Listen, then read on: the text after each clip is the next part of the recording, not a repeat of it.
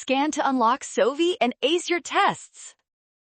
Ammonia gas deviates from the ideal gas law under changing pressure. Let's solve this chemistry mystery together right now. Watch this. Look at the data table provided in the problem. The experimental volumes are actually smaller than the volumes predicted by the ideal gas law. This means something is pulling molecules closer. Gas deviation happens because the ideal gas law assumes molecules have no attraction. In reality, intermolecular forces become very significant when gas particles are squeezed together under high pressure conditions.